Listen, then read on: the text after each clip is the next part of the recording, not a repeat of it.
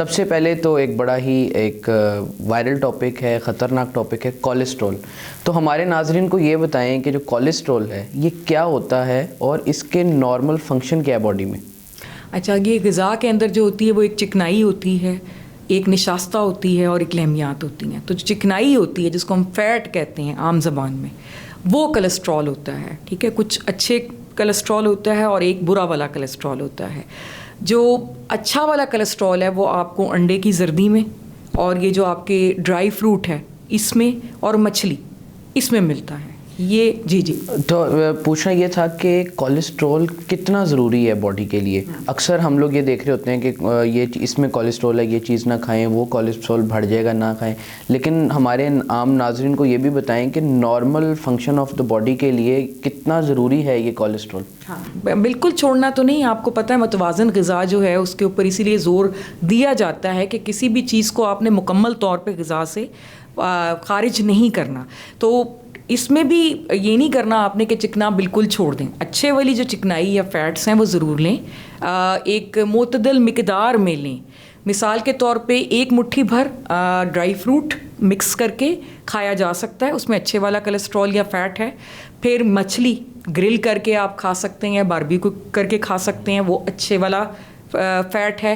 اور اس کے علاوہ انڈے کی زردی، اس کو ہم کہتے ہیں میڈیکل ٹرم میں HDL کولیسٹرول، اچھے والا کولیسٹرول HDL. جی، اور یہ آپ کو دل کی بیماریوں سے محفوظ رکھتا ہے اور اس کو زیادہ ہونا چاہیے، زیادہ ہونا چاہیے، یہ کم نہیں ہونا چاہیے. یہ والا واحد کولیسٹرول ہے HDL والا جس کو کہ زیادہ ہونا اچھا کولیسٹرول زیادہ ہونا چاہیے. جی. دوسرے نمبر پہ یہ ہوتا ہے کہ جو آپ کی چکنائی ہوتی ہے وہ آپ کے ہارمونز بنا رہی ہوتی ہے. مثال کے طور پہ جو ہارمونز اس سے ریلیٹڈ ہوتے ہیں، یہ جو ریپروڈکشن ہوتی ہے، یعنی کہ آگے نسل بڑھانے سے ریلیٹڈ جو ہارمونز ہمیں چاہیے ہوتے ہیں ہماری باڈی کو، وہ فیٹ ہی مل کے بناتی ہے.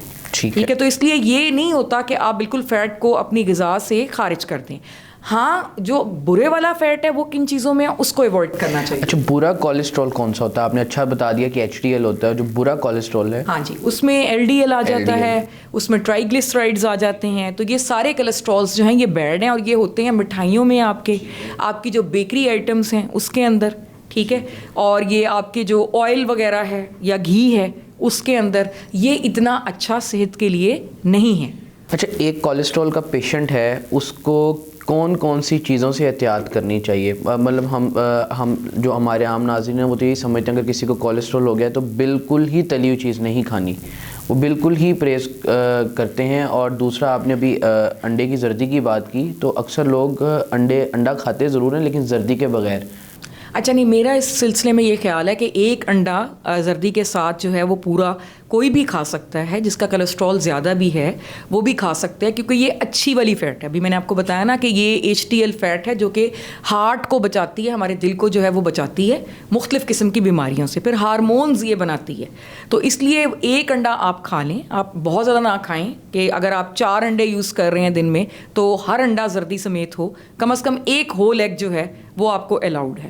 آپ نے جن چیزوں سے پرہیز کرنی ہے اس کے اندر یہ آپ کی مٹھائیاں، بیکری آئٹمس، یہ ساری چیزیں. اور دوسری بات یہ ہوتی ہے کہ اگر آپ نشاستہ بھی بہت زیادہ لیں گے نا اور آپ اس کو استعمال نہیں کر رہے، کنزیوم نہیں کر رہے، یعنی آپ کی کوئی ایکسرسائز نہیں ہے، آپ کی ڈیسک جاب ہے، آپ بیٹھے ہوئے ہیں، تو وہ ایکسٹرا جو کاربوہائیڈریٹ ہے یا نشاستہ وہ بھی فیٹ بن جاتی ہے. تو اس لیے اگر آپ میٹھی یہ باٹلز کولڈ ڈرنکس پی رہے ہیں آپ، ٹھیک ہے، یا آپ بہت زیادہ اس چیز کا استعمال کر رہے ہیں کوئی میٹھے مشروبات کا، تو وہ چیز بھی آپ کی باڈی کے اندر ایکسٹرا فیٹ کے طور پہ ڈپازٹ ہوتی ہے.